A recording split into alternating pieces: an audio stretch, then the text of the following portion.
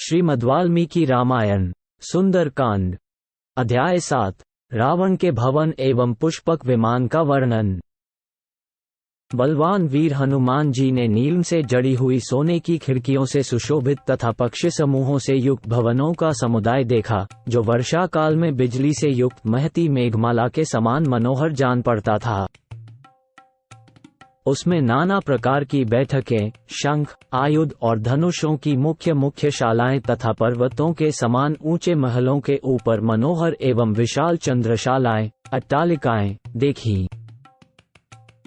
कपिव हनुमान ने वहां नाना प्रकार के रत्नों से सुशोभित ऐसे घर देखे, जिनकी देवता और असुर भी प्रशंसा करते थे।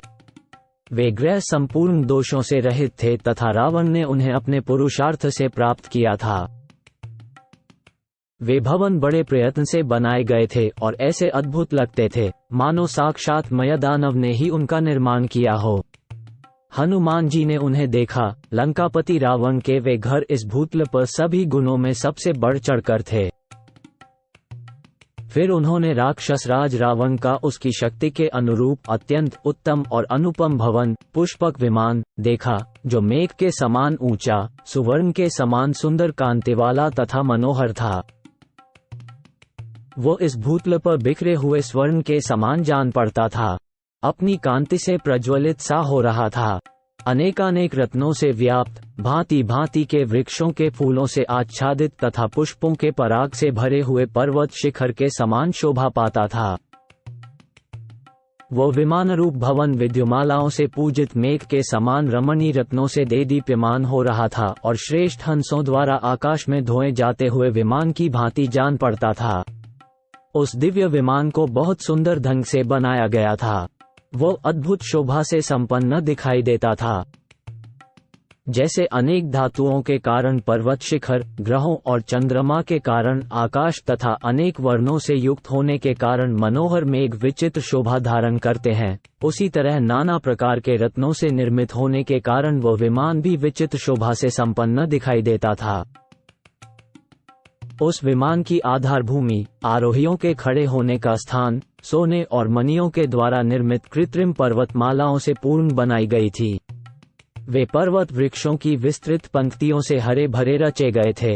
वे वृक्ष फूलों के बाहुल्य से व्याप्त बनाए गए थे तथा वे पुष्प भी केसर एवं पंखुड़ियों से पूर्ण निर्मित हुए थे।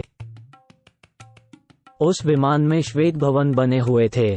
सुंदर फूलों से सुशोभित पोखरे बनाए गए थे। केसर युक्त कमल, विचित्र वन और अद्भुत सरोवरों का भी निर्माण किया गया था। महाकपि हनुमान ने जिस सुंदर विमान को वहां देखा, उसका नाम पुष्पक था। वह रत्नों की प्रभा से प्रकाशमान था और इधर उधर भ्रमण करता था।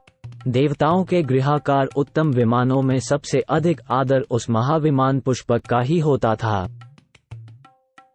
उसमें नीलम, चांदी और मूंगों के आकाशचारी पक्षी बनाए गए थे।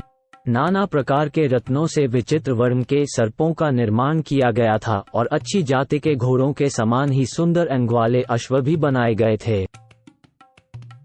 उस विमान पर सुंदर मुख और मनोहर पंख वाले बहुत से ऐसे विंगम निर्मित हुए थे, जो साक्षात कामदेव के सहायक जान पड़ते थे। उनकी पांखें मूंगे और सुवर्ण के बने हुए फूलों से युक्त थीं तथा उन्होंने लीलापूर्वक अपने बांके पंखों को समेट रखा था। उस विमान के कमल मंडित सरोवर में ऐसे हाथी बनाए गए थे, जो लक्ष्मी के अभिषेक कार्य में नियुक्त थे। उनकी सूंड बड़ी सुंदर थी। उनके अंगों में कमलों के केसर लगे हुए थे तथा उन्होंने अपनी सूंडों में कमल पुष्प धारण किए थे। उनके साथ ही वहां तेजस्विनी लक्ष्मी देवी की प्रतिमा भी विराजमान थी, जिनका उन हाथियों के द्वारा अभिषेक हो रहा था। उनके हाथ बड़े सुंदर थे। उन्होंने अपने हाथ में कमल पुष्प धारण कर रखा था। इस प्रकार सुंदर कंदराओं वाले पर्वत के समान तथा वसंत ऋतु में सुंदर कोटरों वाले परम सुगंधयुक्त वृक्ष के समान उस शोभायमान मनोहर भवन, विमान में पहुंचकर हनुमान जी बड़े विस्मित हुए।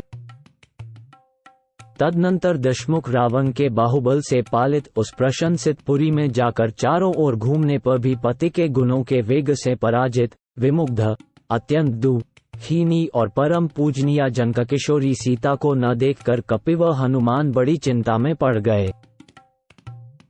महात्मा हनुमान जी अनेक प्रकार से परमार्थ चिंतन में तत्पर रहने वाले कृतात्मा, पवित्र अंत करण वाले, सन्मार्गगामी तथा उत्तम दृष्टि रखने वाले थे। इधर उधर बहुत घूमने पर भी जब उन महात्मा को जानकी जी का पता न लगा, तब उनका मन बहुत दुखी हो गया।